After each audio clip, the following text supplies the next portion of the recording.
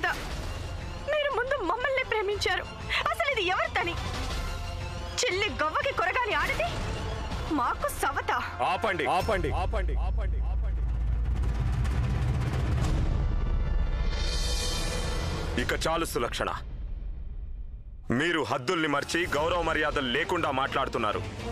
ఒకటి గుర్తుంచుకోండి, మా భార్యను మమ్మల్ని అవమానించారు.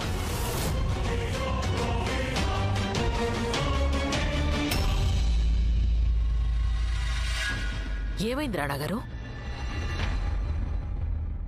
వీరు మా సహనానికి పరీక్ష పెడుతున్నారు. సులక్షణకి తగిన అధికారాన్ని గౌరవాన్ని ఇవ్వాలని మేము సాయశక్తులా ప్రయత్నించాం. ఈ సులక్షణ ఆ సులక్షణ కానే కాదు. ఆ సులక్షణకి గౌరవ మర్యాదలంటే తెలుసు. కానీ ఈ సులక్షణ ఎంతగా దిగజారంటే, ఉదాహరణకి గాయత్రి స్థాయి ఇదైతే సులక్షణ స్థాయి ఇక్కడుంది.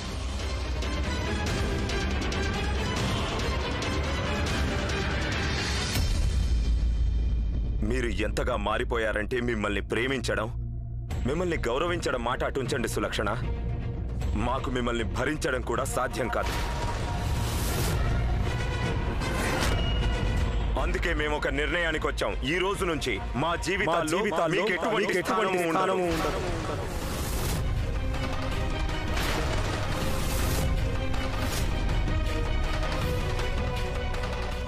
రాణా గారు, మీరెందుకు ఇలా మాట్లాడుతున్నారు?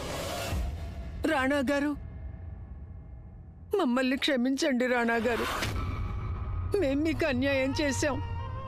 మేం మీ తొలి ప్రేమని తిరిగి తెచ్చే ప్రయత్నంలో ఓ కొత్త బాధని తెచ్చిపెట్టాం. తప్పు చేసింది మేమే కాబట్టి దాన్ని మేమే సరిదిద్దుతాం.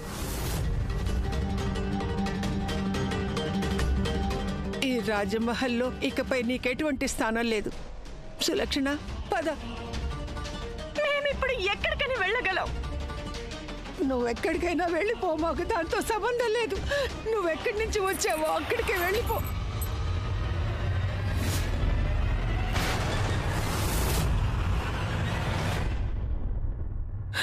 నీలాంటి వాళ్ళు ఈ లోకంలో ఎందరో ఉన్నారు. వారికి ఏ దిక్కు దివాణం ఉండదు. వాళ్ళల్లో నువ్వు ఒకతవే సులక్షణ. నడు ఇక్కడి నుంచి, వెంటనే వెళ్ళిపో. వెళ్ళు. ఆగండి పెద్దరాణి అమ్మ.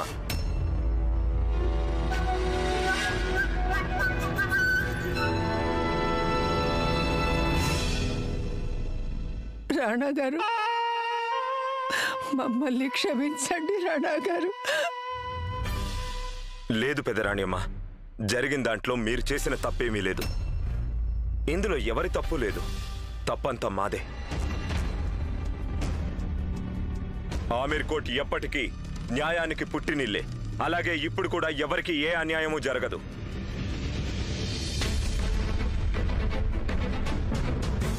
ఒక సులక్షణకే కాదు, గాయత్రికి జరగదు. ఎవరికి దక్కవలసినవి వారికి లభిస్తాయి. మాకు తెలుసు, సులక్షణకి రాణి పదవి కావాలి, గాయత్రికి భార్యస్థానం కావాలి, ఒకరికి సింహాసనం కావాలి, ఇంకొకరికి ప్రేమ కావాలి. మా నిర్ణయం ఏమిటంటే, సులక్షణకి సింహాసనం లభిస్తుంది.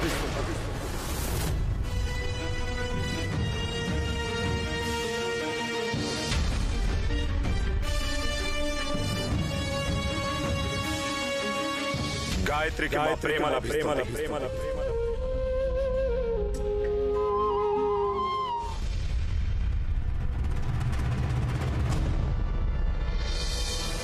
రేపు ఉదయం ఆమీర్ కోర్ట్ రాజు రాణా ఇంద్రవదన్ సింగ్ దేవ్ వారి భార్య గాయత్రి దేవి ఇద్దరు శాశ్వతంగా ఈ రాజమహల్ వెళ్ళిపోతారు.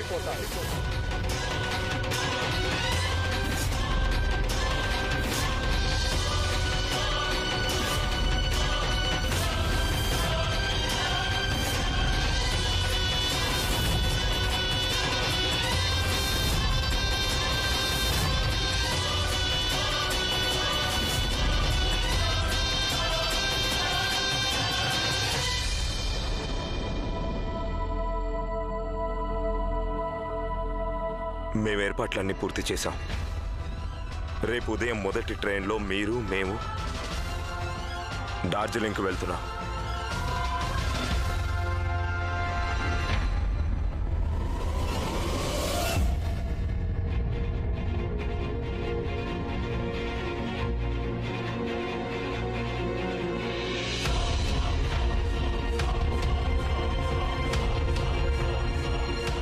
రాజమాత, మీరంతా ఇలా తెల్ల దుస్తులు ధరించారు ఎందుకని? ఇంట్లో ఎవరైనా చనిపోయినప్పుడే ఇలాంటివి ధరిస్తూ ఉంటారు. రాజు తన ప్రజల్ని విడిచి వెళ్లిపోతే రాజధర్మం మరణిస్తుంది రాణాగారు. రాజమాత, మీరు రాజు ఎప్పుడూ ప్రజలకి పితృ సమానుడు అంటారు. వారికి తండ్రి నీడ కరువైతే వారి సుఖ సంతోషాలు అంతరించేందుకు ఎంతో కాలం పట్టదు. ఇప్పుడు మీరే నిర్ణయించుకోండి. ఆమీర్ కోట్లో రాజు లేడని ప్రజలు బాధపడాలో, మీ నిర్ణయాన్ని మీరు మార్చుకోవాలో.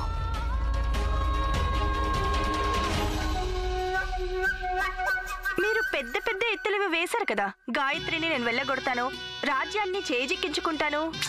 వెళ్ళగొట్టరా గాయత్రిని? వెళ్ళగొట్టే సంగతి అటు ఉంచండి. రానాగారికి ఆమె ఇంకా దగ్గరైంది. ఇప్పుడు వెళ్తోంది ఆవిడ రానాగారితో కలిసి చట్టా పట్టాలేసుకొని.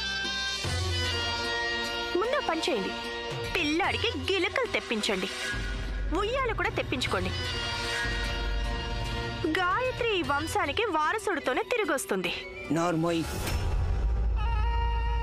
పాచికలు ఇంకా మిగులున్నాయి. మాకు ఎదురు దెబ్బ తగిలింది, ఓడిపోలేదు. అసలు ఓటమి రాణాగారిది అవుతుంది. చెప్పండి ఎలాగో. అది మీ వల్ల కాదులేండి. మా పాచిక పారడం లేదంటే ఆటని పూర్తిగా మార్చేస్తాం. నువ్వు అలా చూస్తూ ఉండు. మేం మీకు అన్యాయం చేశాం రాణాగారు. ఆమీర్ కోట్ సమస్యల్ని పరిష్కరించాలన్న మా తాపత్రయంలో మీ జీవితాన్ని అల్లకల్లోలం చేశాము. రాజమాత, మీరు అలా బాధపడాల్సిన అవసరం ఏమీ లేదు. మీరేం చేసినా సరే ఆమీర్ కోట్కి మంచి జరగాలని చేశారు. నిజంగా మీరు ఇదంతా చేయకుండా ఉండుంటే మాకు గాయత్రి వంటి జీవన సహచరి లభించుండేది కాదు.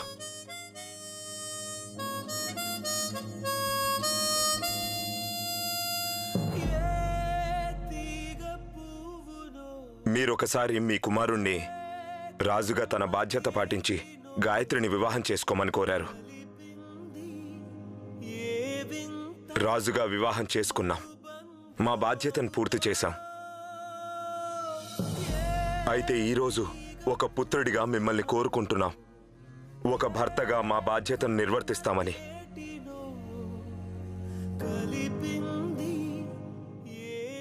మేము గాయత్రికి సుఖ సంతోషాలను అందించాలి. ఒక భార్యగా వారికి అధికారం ఇవ్వాలి.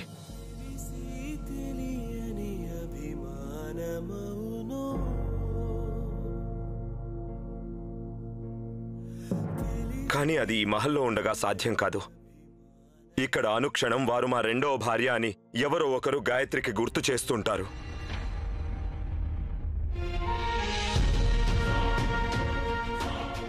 ఆమీర్ కోట్కి పెద్ద దిక్కుగా మీరున్నారు రాజమాత.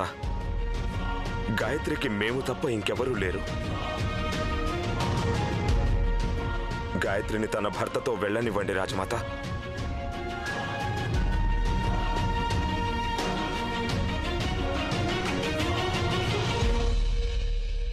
కొంచెం చెప్పొచ్చు కదా, ఇప్పుడు ఎలాంటి జిత్తులు మారి ఎత్తులు వేస్తారు? నీకు తెలుపు అంటే ఇష్టమేనా? ప్రపంచంలో రంగులుంటేనే బాగుంటుంది. ఈ ప్రశ్న ఎందుకు అడుగుతున్నారు? ఎందుకంటే ఇకపై తెల్ల బట్టలు ధరించడం నువ్వు అలవాటు చేసుకోవాలి. ఇప్పటి వరకు నువ్వు రాణాగారి వధువు పాత్రలో నటిస్తున్నావు. ఇకపై నువ్వు వారి వితంతువుగా నటించాల్సి ఉంటుంది.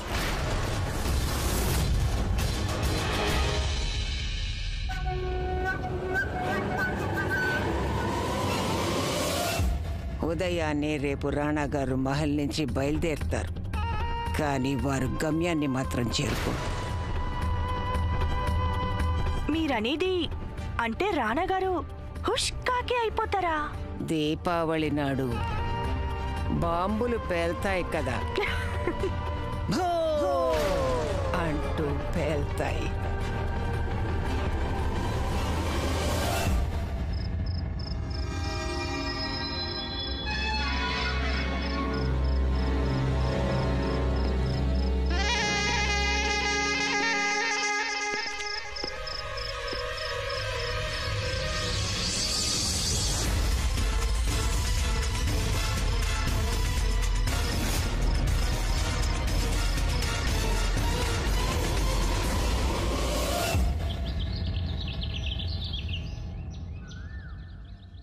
రాణగారు, ఈరోజు దీపావళి. ఈరోజు నేను మన ఇంట్లో మీతో కలిసి దేవుడికి దీపాలు పెట్టకుండా ఎక్కడికి రాలేను.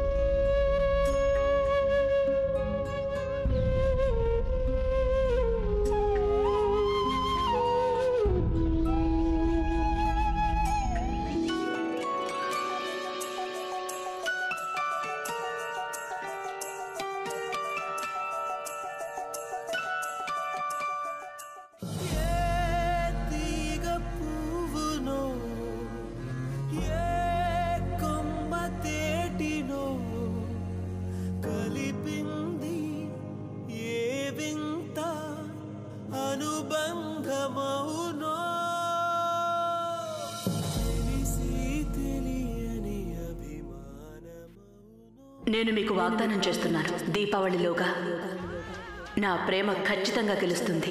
మీ ద్వేషం ఓడిపోతుంది రాణగారు. ఆ తర్వాత దీపావళికి మనం కలిసే దీపాలు వెలిగిద్దాం. నేను నా వాగ్దానం నిలబెట్టుకున్నాను. కానీ ఈ ప్రయత్నంలో నా జీవన నౌక ఏ ఒడ్డుకు చేరుతుందో.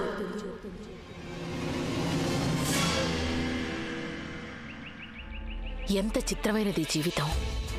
సరిగ్గా ఈ దీపావళి నాడే శ్రీరామచంద్రుడు సీతతో కలిసి 14 ఏళ్ల వనవాసం పూర్తి చేసుకుని తిరిగొచ్చాడు.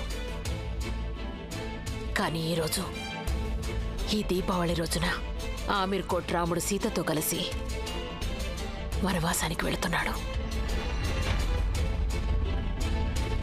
మేం మిమ్మల్ని ఆపడం లేదు రాణాగారు, ఎందుకంటే మీరు ఆలోచించే ఇలా చేస్తున్నారు. ఎంతైనా మీకు ప్రశాంతత కావాలి కదా. ఈ రాజమాత రాజుగారికి వారి అధికారాన్ని దూరం చేశారు. ఈరోజు వారి అమ్మగా మా పుత్రుడికి వారి అధికారాన్ని తిరిగిస్తున్నారు.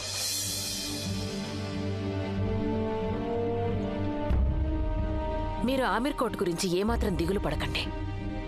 ఆమీర్ కోట్ బాధ్యతలు నిర్వర్తించేందుకు మేమున్నాం.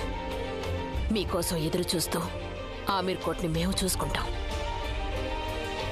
రాజధర్మాన్ని నిర్వర్తించారు.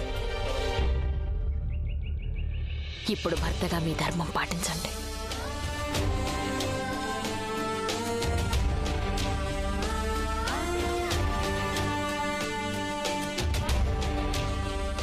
మేం మిమ్మల్ని ఒక రాజుగానే పెంచి పెద్ద చేశాం.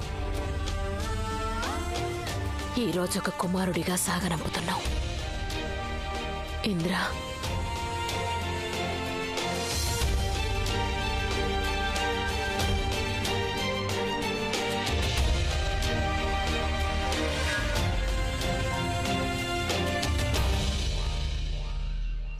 అంత బాధపడిపోతున్నావేం పెదకోడలా?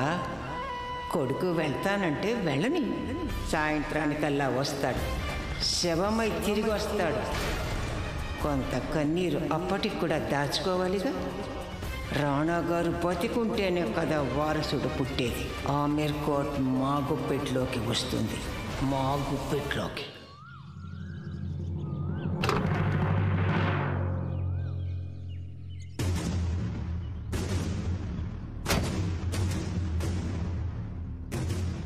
చిన్నరాజావారు రాణిగారు ఏరి? వాళ్ళిద్దరు ఇందాకే వెళ్ళిపోయారు. మిమ్మల్ని నాతో తీసుకురమ్మన్నారు. ఎందుకంటే మనిద్దరం జంట కొడకపోతే వారసుడు అనేవాడు ఎలా వస్తాడండి? మీరు అలా మాట అంటే మంచి పని అయింది రాకుమారి. ఇక ఈ రాకుమారుడి మగసిరి మీరే చూస్తారుగా.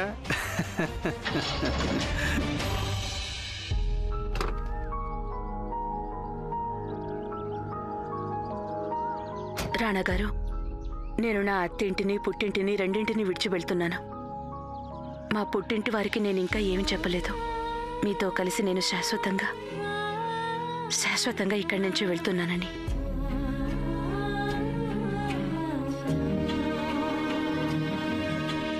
వెళ్దామా గాయత్రి? రైలు బయలుదేరడానికి ఇంకా 10 నిమిషాలే ఉంది. రైలెక్కి వెళ్ళడానికి 10 నిమిషాలే ఉండొచ్చు రాణా గారు. మీరు ఈ లోకాన్ని విడిచి వెళ్ళడానికి కేవలం 2 నిమిషాలే మిగిలాయి. మీ ఆరోగ్యం జాగ్రత్తగా చూసుకోండి.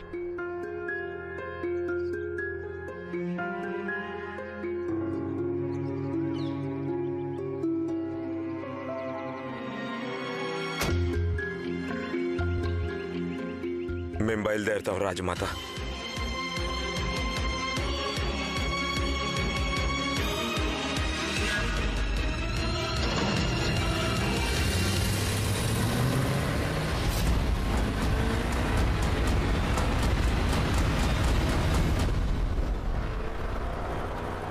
మీరు చేసిన పనేం బాలేదు రాణా గారు. ఇలా ఎవరైనా బాధ్యతల్ని విడిచిపెట్టి వెళ్ళొచ్చంటారా? మీ నిర్ణయం నాకు నచ్చలేదు. ముందేమో మేము నిర్ణయం తీసుకోలేదని బాధపడ్డారు. తీరా మేము నిర్ణయం తీసుకున్నాక ఇప్పుడు మీరు బాధపడతారే? నేను మిమ్మల్ని నిర్ణయం తీసుకోమన్నాను, కానీ ఇలాంటి నిర్ణయం తీసుకోమని చెప్పలేదు. ఇంకెలాంటి నిర్ణయం తీసుకోవాలి? సులక్షణ ఎంచుకోవాలా? నేను చెప్పింది అది కాదు. నేను మా ఇద్దరిలో ఎవరినో ఒకరిని ఎంచుకోమని చెప్పాను. రాజుగానో లేక భర్తగానో కాదు. ఇప్పుడు మీరు కారెందుకు ఆపారు? ఎందుకంటే మనం తీరిగ్గా వాదించుకోవచ్చని. వాదన నేను పెట్టుకున్నానా మీరా? ఒక భర్తగా మీ ధర్మాన్ని పాటించమన్నానంతే. కానీ మీరు నాతో గొడవ పెట్టుకుంటున్నారే. గొడవ మేం పెట్టుకున్నామా? లేదు, గొడవ పెట్టుకుంది నేను కదా. కోపం నా బాలసఖుడు కదా. మీరు పని చేయండి, మీ బాలసఖుడితో కూర్చోండి, వాడితోనే రాత్రి బౌళ్ళు గడపండి. మీతో నేను ఎక్కడికి రాలేను.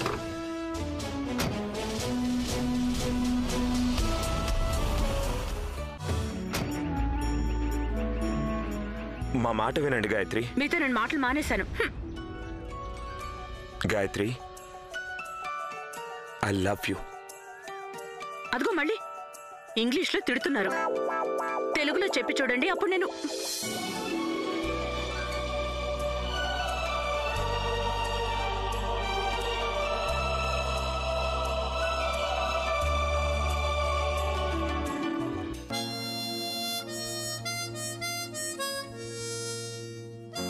ఐ లవ్ యూ అంటే మేము మిమ్మల్ని ప్రేమిస్తున్నాము అని.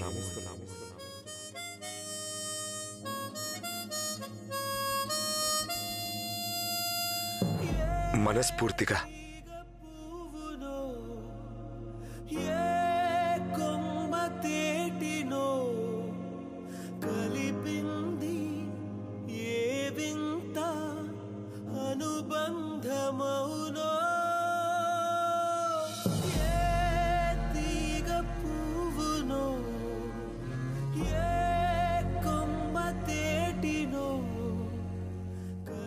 గాయత్రి, మాకు తెలుసు ఈ విధంగా ఆమీర్ కోట్ని విడిచి వెళ్ళినందుకు లోకులు మమ్మల్ని స్వార్థపరుడు అనుకుంటారు. ఏదెవరినైనా అనమనండి, వాళ్ళు రాళ్ళు కొడతాను. మీ ప్రేమ కోసం అవమానాన్నైనా భరించగలం. గాయత్రి, ఇప్పుడు మనల్ని ఎవరూ వేరు చేయలేరు. ఆ మృత్యువు కూడా.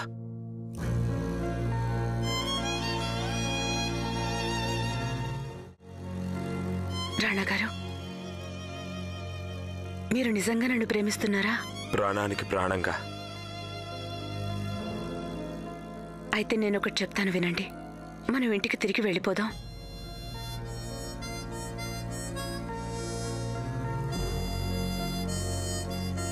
మీ మీద నాకే కాదు, ఆమీర్ కోట్ ప్రజలకి హక్కుంది. నా ప్రేమలో అంత స్వార్థం లేదు. నేను ఆమీర్ కోట్ ప్రజల్ని వారి రాజుకి దూరం చేయలేను. నా మాట వింటారు కదా?